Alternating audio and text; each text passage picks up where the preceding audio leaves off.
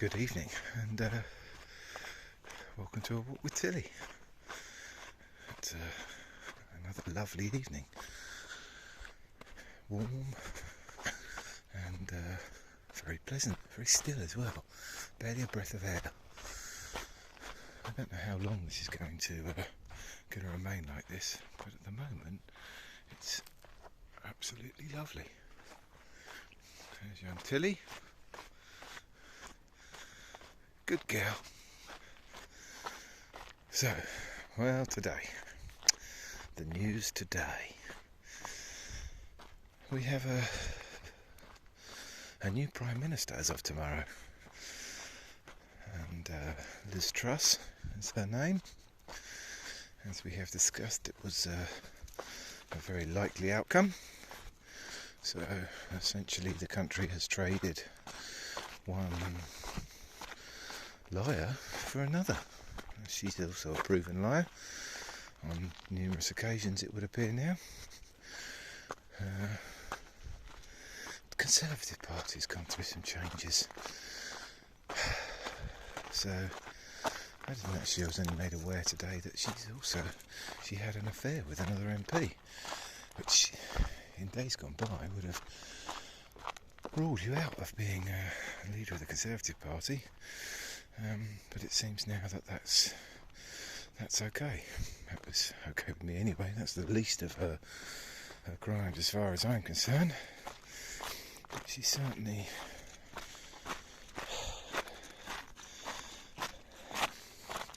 she isn't growing on me, I think is probably the best way of putting it. Now, as far as I understand, the tradition says that, come on this way, girl. Tilly, this way, good girl.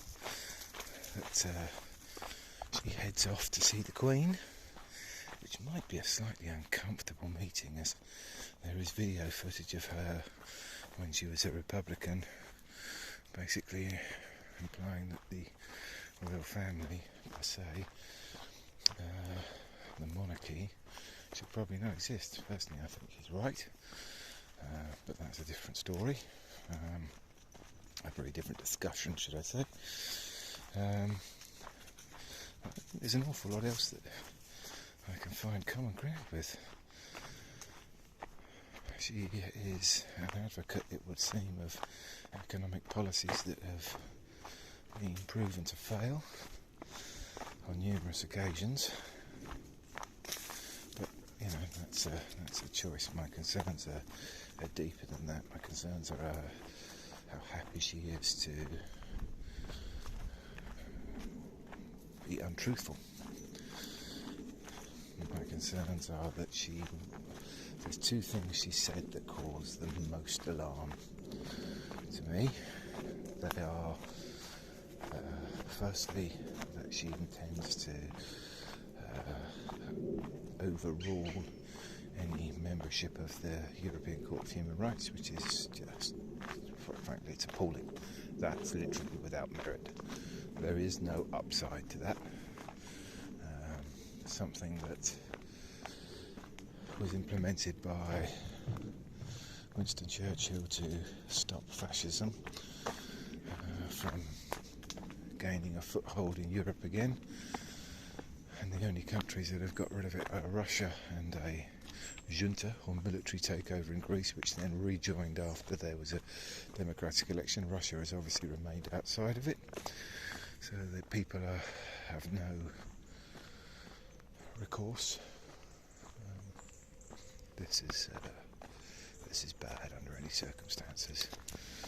And the other thing that she's obviously going to do, and she's publicly stated, whether she will or not, that's a different matter, but judging by this is where her track record of previous statements suggests that she will go along this route, is she has stated quite clearly she intends to remove any vestige of European law from the statute book, which is mainly in protection of workers' rights. She does not like workers. She is when interviewed by Laura Kunzberg I'll a little bit more about that interview, which I'll discuss in a minute. But when interviewed by Laura Kunzberg, she literally said that cutting the national insurance, which will be massively more beneficial to the wealthy, was the fair thing to do. So returning tax to those most able to support society, she favours the rich above all else, it would appear, and that's concerning. If it doesn't concern you, it should greatly, because those with the least influence and power in society need the most care and concern. The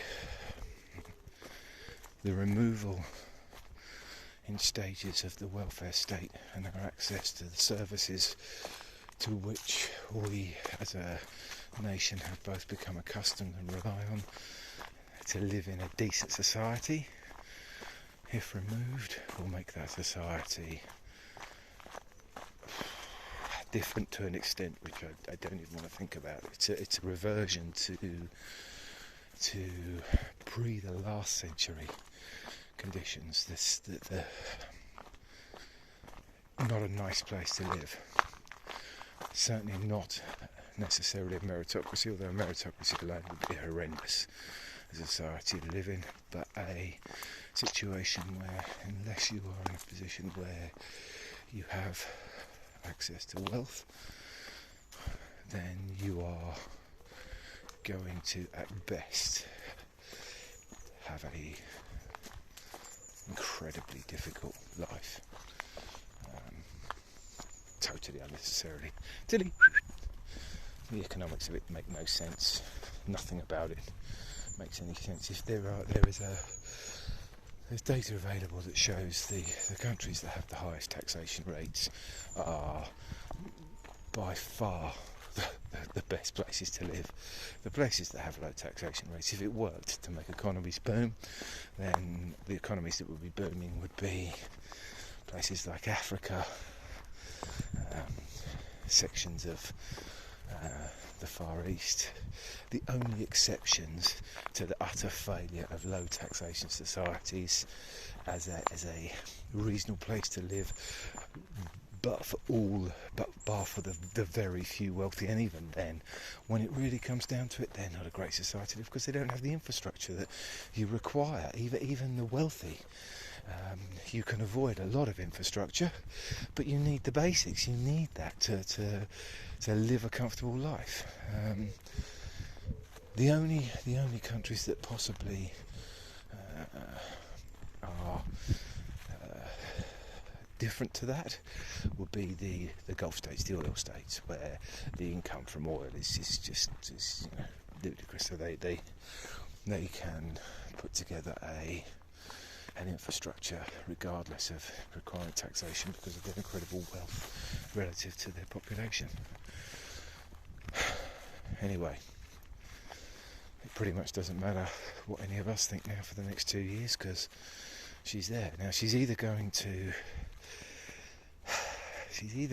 have sense talked into her by advisors, by fellow politicians who would like a stab at being re-elected in 2 years' time, or she's going to just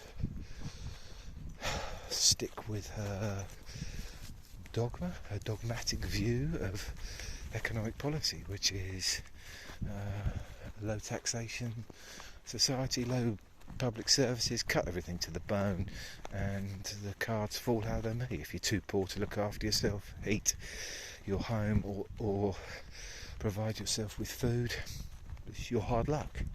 Tough luck. Get on with it, grow a backbone. That's a ruthless opinion. She's a ruthless individual. I heard discussion today that her parents aren't terribly impressed with her, but obviously no statements have been made. I wonder if now she is actually the PM, or as of tomorrow, whether there will be, whether people will track them down and interview them. It would be interesting to know their opinions, because if they are, she said that they are left-leaning, and if they are, having a fascist for a daughter must be concerning, because even if she isn't a fascist, she's certainly flirting with a lot of the ideas. Something about her tells me that she doesn't have what it takes to actually be to go the final step. But she's putting people around her who have certainly made significant overtures towards a society which removes the obstacles to stop fascism. I think that's the way of putting it. But she doesn't do interviews with people she disagrees with. She doesn't. She's happy to lie outright. She'll say things that are provably untrue.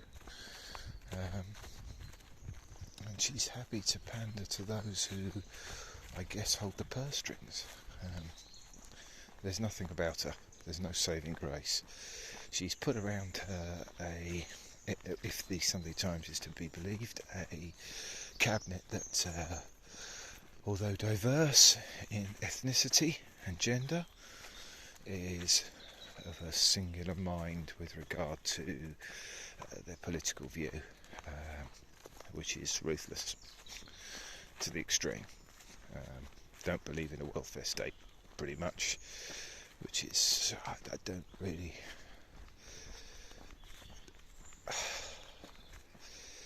It is... So we are heading as a nation towards a cliff edge of economic catastrophe. Martin Lewis, as the money-saving expert, he's hit the nail on the head. I can't believe these people are capable of getting to the positions they have without being aware. I think they're choosing to ignore the information that's put before them for personal gain or for political ideology. But either way, I can't believe they're foolish enough to not realise that the consequences of some of the courses of actions they are taking currently would be absolutely catastrophic to the UK economy for a long time. The devastation they would cause would be breathtaking. Because none of this has come home to roost yet. We've got a couple of months where as I said, walking along, as you know, the weather's still warm. People don't need their heating. They don't use the electricity as much. They have options. The new price cap doesn't come until October. I would suggest by late November there will be a crux point. There'll be an awful lot of businesses that are just going bust. She's going to have to throw something at this that is phenomenal. I think they've already missed the opportunity to take the course of action that would probably be the most sensible, and that is to effectively, Tilly, this way, borrow money as a nation, to keep fuel prices under control, to put a cap, to retain the existing cap on fuel prices, and be damned to the expense, deal with the consequences down the line, because at least you still have an economy while you do that. And then if you can't improve those costs and supply issues down the line, and then cross that bridge when you come to it. But currently they are... so I can give you an example. So in France, where they capped the price for energy price rise at 4%, I think they could have gone higher than that and saved the public purse a little bit. I think they probably could have gone 10% and got away with it, and then another 10% later, in the new year possibly, and again just taken the edge off of the debt to the public purse without absolutely crucifying the economy. But effectively what they've done has been very effective in keeping inflation low. They've only got 6% inflation. We have double that, and we're forecast to go treble it, maybe more. The economic forecast from people who know what they're doing. There are analysts from banks who are making noises that unless action is taken very swiftly, you're looking at 18 to 22% inflation. That will absolutely decimate both the economy and people in the UK's living standards. What concerns me is that you will be left, if you intend to retain power, with very few options to do it if you take that course of action. Not only will you not be able to retain power, you will be consigned to oblivion, because this will affect so many people. We're not just talking. The poor will be horrendous, disgusting, I think is the best way of putting it. But those in the middle classes, those people who up to now have earned a reasonable living, if you have 22% inflation and energy costs with inflationary levels that are in the hundreds of percent, then you are going to decimate, cause immeasurable damage to the lives of half the population plus. That's you're not going to get re-elected in the traditional sense without something. You're just not, because basically anyone becomes a good option at that point. But that should concern everyone as well, because from levels of deprivation that will occur, people will take options that are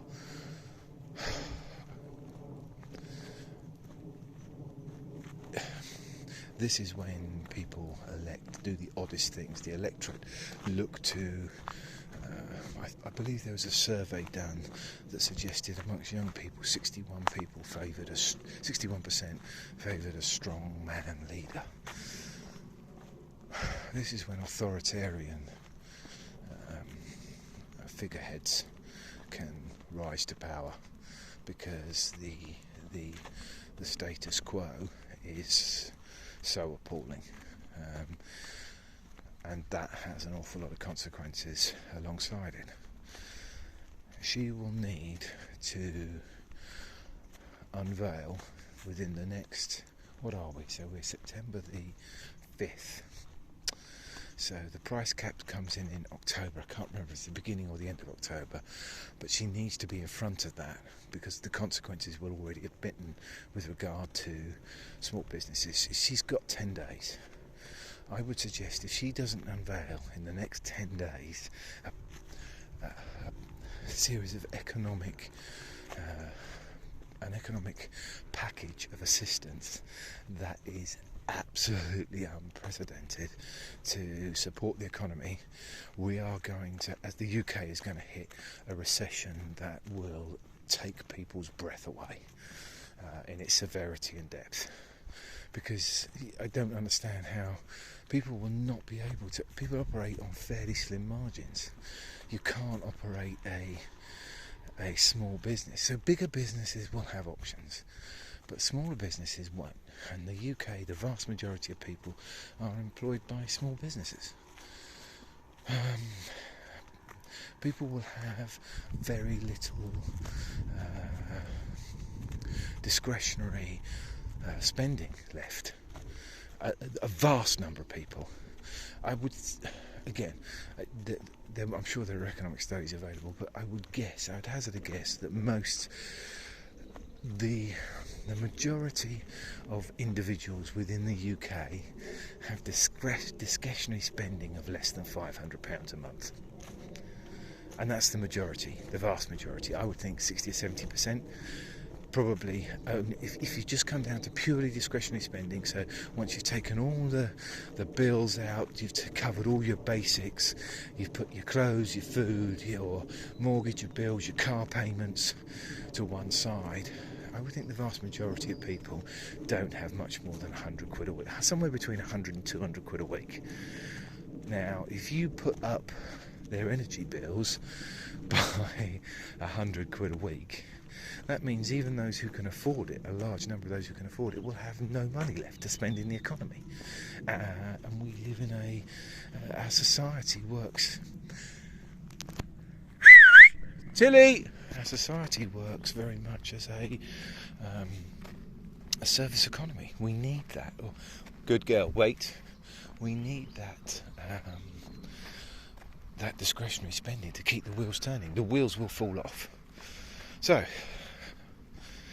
on that cheery note, we can have the little bit of comic genius that is Joe Lycett on the Laura Konsberg show, which is just, how on earth has she been given her own show?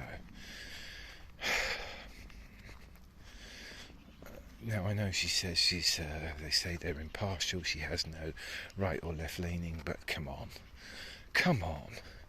If she's not right of centre, then, and blatantly so, then I don't know what is. Anyway, Joe Lycett went on her show and was good.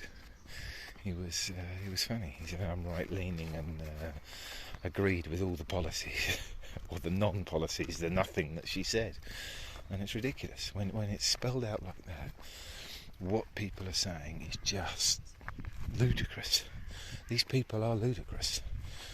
What is even more ludicrous is that we are in a situation where the UK are so... We rely on people operating within a boundary of decency, and once they don't, we have absolutely no decent response to it. The fourth estate, our media have no answer to that. Once people break the rules of decency, we are incapable of a response that is adequate. The interrogation of these individuals is inadequate. That's the only way I can describe it. You need the equivalent of an Andrew Neil, who is left-leaning, to put these people under a level of examination that highlights the ridiculousness of the things they are saying. And until you get that, what we're doing doesn't work. And by that I don't mean you need a communist to say it. That's just ludicrous. I mean you need somebody who is eloquent, articulate, but also has an understanding of what a slightly left of centre discourse is to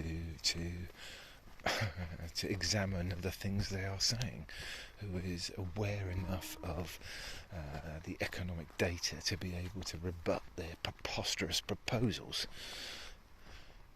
Anyway, look at that, we have a moon out. On that note, I will... this video's gone on far too long. Let's see what tomorrow has in store. Bye for now.